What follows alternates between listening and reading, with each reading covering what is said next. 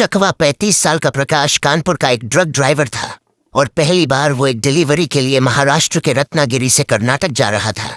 प्रकाश अकेला था और रास्ता काफी लंबा था, पर नदी और पहाड़ों से घिरी कोंकण की कोस्टल रोड बहुत ही सुंदर लग रही थी। पर जैसे ही शाम ढलने लगी और अंधेरा हुआ, वो रास्ता इतना सुनसान और शांत हो गया कि प्रकाश को अजीब सी बेचैनी होने लगी। हर जगह धुंध आने लगी थी और इससे बचने के लिए प्रकाश ने ट्रक की हेडलाइट्स तेज कर दी। तभी उसने देखा कि आगे आने वाली खाली सड़क आम के पेड़ों से घिरी हुई थी और उसके चारों तरफ बड़े बड़े पत्थर पड़े थे। जैसे वह उस रोड के पास गया, उसे वहां कुछ दिखा। सड़क के किनारे एक छोटा सा बच्चा खड़ा था। उसने स्कूल यूनिफॉर्म पहनी थी और मिट्टी से लथपथ था। प्रकाश ने ट्रक धीरे किया और उस बच्चे के पास जाकर रोक दिया।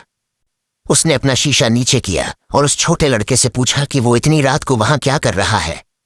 पर उस लड़के ने प्रकाश को कोई जवाब नहीं दिया। वो सिर्फ जमीन को ही घूरे जा रहा था। जब प्रकाश ने उसे दोबारा बुलाया तो उस लड़के ने धीरे से सर उठाया और एक बेहद अजीब सी मुस्कान दी। तो मुस्कान जो किसी नॉर्मल इंसान की नहीं हो सकती थी। और अगले ही सेकंड वो लड़का प्रकाश की आंखों के सामने से उस धुंध में कहीं गायब हो गया। यह देखते ही प्रकाश कांप उठा। उसने बगल में रखी बोतल से पानी पिया और फिर 2 मिनट बाद उसने सोचा कि शायद यह सब उसका वहम होगा। लेकिन वो अंदर से घबरा तो गया था, पर इसलिए वो अब जल्दी से जल्दी कर्नाटक पहुंचना चाहता था। उसने वापस ट्रक चलाना शुरू कर दिया। कुछ दूर तक चलने के बाद प्रकाश फिर से उसी मोड़ पर आ गया जहां फिर से चारों तरफ बड़े बड़े पत्थर पड़े थे और आम के पेड़ थे। वही जगह जहां उसने उस बच्चे को देखा था। लेकिन इस बार प्रकाश रुका नहीं और आगे चलता रहा, पर बार बार वो उसी मोड़ पर आए जा रहा था। उसे समझ नहीं आ रहा था कि यह सब कैसे हो सकता है। प्रकाश ने 2 मिनट के लिए गाड़ी रोकी और रास्ता देखने के लिए अपना फोन खोला। वो घंटों तक गाड़ी चला चुका था, लेकिन मैप कर्नाटक पहुंचने के लिए उतना ही टाइम दिखा रहा था जितना पहले उसने जैसे ही अपने एक साथी ट्रक ड्राइवर को कॉल लगाया, उसका फोन ही बंद पड़ गया। उसने फोन चार्जिंग पर लगाया, पर फोन अब चार्ज भी नहीं हो रहा था।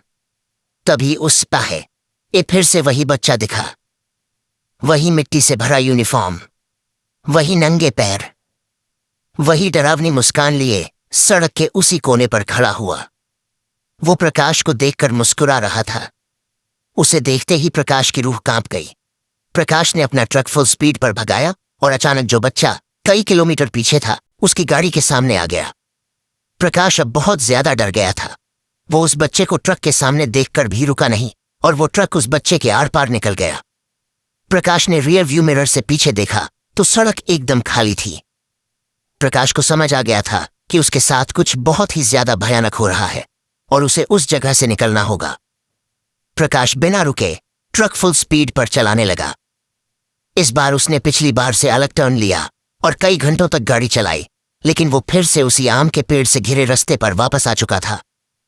प्रकाश को कुछ समझ नहीं आ रहा था कि वो इस चक्रव्यूह से कैसे बाहर निकले। और तो और पूरा रास्ता सुनसान था। न प्रकाश को कोई दूसरी कार दिखी, न ट्रक या बाइक दिखी और न ही कोई चाय या टपरी या दुकान दिखी, बल्कि उसे घंटों चलाने के बाद भी उस रोड पर कोई इंसान नहीं दिखा।